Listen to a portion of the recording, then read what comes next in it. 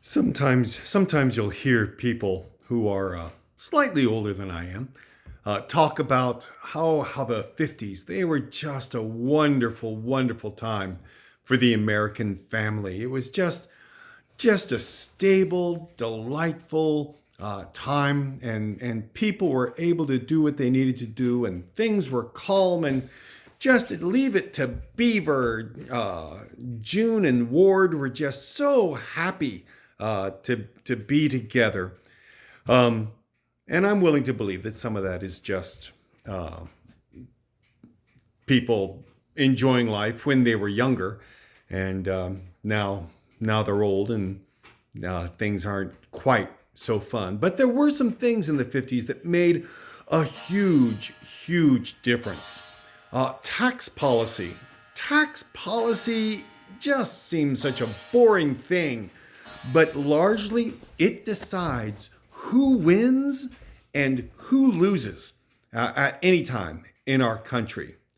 In the 1950s, the top marginal tax rate was over 90%.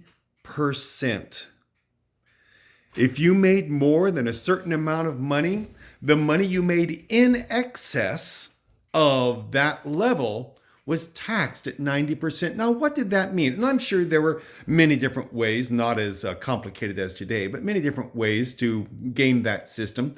But largely, what that meant was if you made $400,000, it didn't make any sense to make a million, even if you could. You'd lose 90% of that. I'm pulling these numbers out of the air. The top marginal tax rate was over a certain amount. And past that amount, you lost almost all of it, or you had to fight very, very hard to keep it or do something illegal to keep it in transgression of tax laws.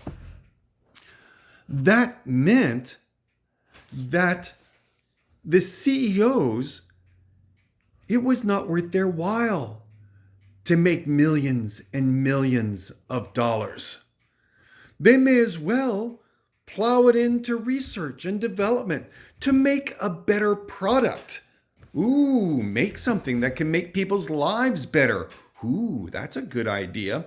Uh, an actual thing that can help people. Let's see what happens if we try to make dishwashers. Let's see what happens if we try to make air conditioners or televisions. Uh, you can come out with new products if capital is available. You can uh, uh, increase the wages of your workers and keep them as workers for as long as they are with your company and fund pensions if you aren't spending all your money for the very top CEOs of that corporation. So that's one thing. We did in the 50s. We did not have this wealth gap that we do today. There were some very rich people, but the tax policy made it not worth their while to become ultra wealthy insofar as earned income was concerned. The second is that unions were pervasive. Far so often we hear today, boy, I'll tell you, the thing that we need to even the wealth gap, the thing that these workers need in order to really excel in this new economy is more education, more education. Yes, lots more education. Well, shoot, yeah, that lots more education really makes the people who are loaning money to people who are going to school, makes them very, very wealthy. Isn't that a wonderful thing? But during the 50s, over half the workforce had no high school education. It wasn't education, it was the workers organizing to bargain with management for security, for respect, for higher pay, for safety, and for benefits. In America, as you know, our benefits are dependent upon our employer. And so once there was organized labor, you can get that medical coverage. You can get that medical coverage that you need. Now, one thing that the 50s did not have that has made a huge impact and really has nothing to do with either of the other two is technology. Technology has made the productivity of the American worker go through the roof, which means fewer people are needed to do the same amount of work. And that is a problem. That is a problem. And they're talking about autonomous cars. My son and I have a bet about when autonomous cars will actually come to pass.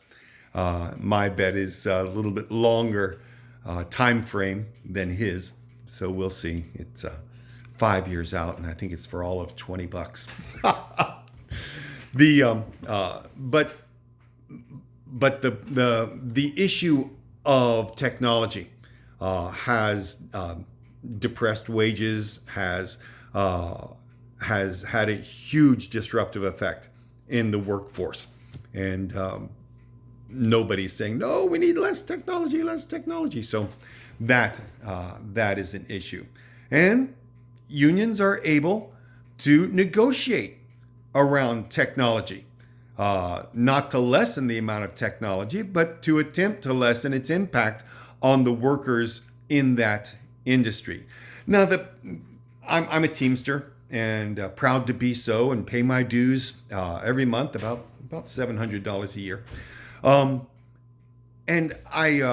it's difficult for the Teamsters who were Teamsters for 20, 30 years, because they remember the good old days.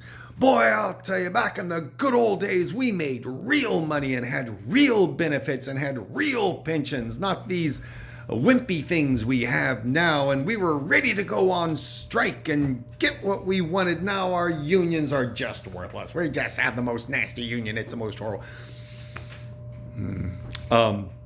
The reason the union has less power than it did 50, 70 years ago is because Republicans have been on a rampage for decades and decades to destroy unions.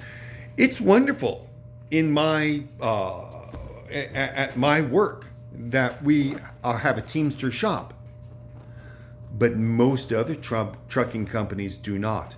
If the entire industry was unionized, we'd have tons more power to negotiate, but it's not. A small portion of the trucking industry is represented by Teamsters. That portion that is, the people work just as hard. Frankly, they're just as easy to fire. Is my experience. When a person does something really stupid, they can be let go. But everybody at my shop knows they're getting largely a fair shake, and a much better shake than they would otherwise, and so are very careful to do the best job they know how. I imagine there's slackers wherever you go, but it has nothing to do with union and non-union. So the three things are tax policy, unions, and technology that made the 50s a wonderful time. Lack of technology, I should say, that made the 50s a wonderful time.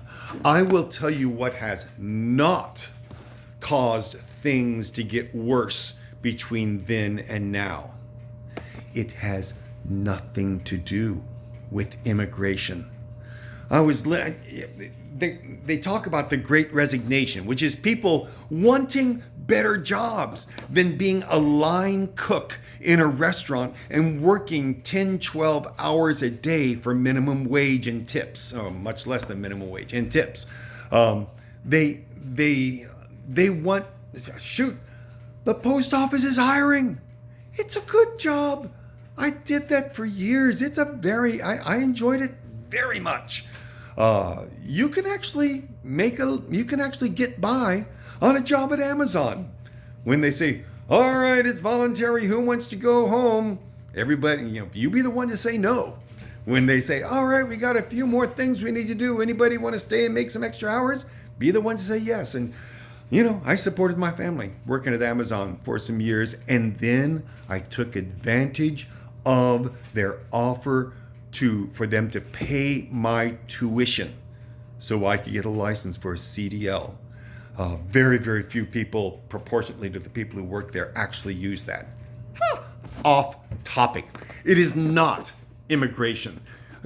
People are complaining that they don't, where's our waiters? Where are our waitresses?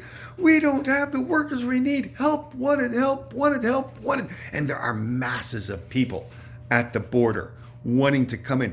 These are, especially at the Mexican border, these are not people that want to come in and they don't, they pay taxes. They pay lots of taxes, but they never take their refunds, and they don't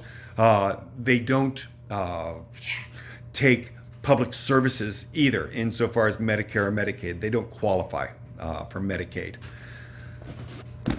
but they do work. My experience with Mexicans on a commercial roof or on any roof. I mean, roofing is the only really, really manual, filthy, nasty, dangerous job that I've worked in for years. And the people I knew from Mexico who got up on that roof, they were ready to work. My neighbor across the street had a huge tree come down, and they had that down in no time flat. So they are ready to work, and we would not be having this problem with all these low-wage, filthy, dangerous, low-paying jobs. Help wanted, help wanted, help wanted. Come work this low-paying, nasty, filthy, dangerous job, please. Well, very often in most countries, the people who fill those jobs are immigrants in their first generation, and then they want to work their way up too, just like all of us did, just like my Scotch-Irish parents did, just like wherever your parents came from, England or wherever they came from. Everybody wants to work their way up. The thing that made the 50s great: tax policy, unions, and a real lack of technology. It is not immigration that has caused the problems. Our tax policy now makes all the wealth go straight up to the top, and Republicans have worked hard to make it that way. Our policy towards union is making a real turnaround. Joe Biden is working so hard to empower unions for the good of huge numbers of people. This is the time to organize a union. If you do not have representation, if you do not have a seat at the table by being organized, you are on the menu, and you will be cut as soon as management feels it is the profitable thing to do for the company. There's not a whole lot we can do about technology. It's going to continue, but once again, if we have representation, it's going to help.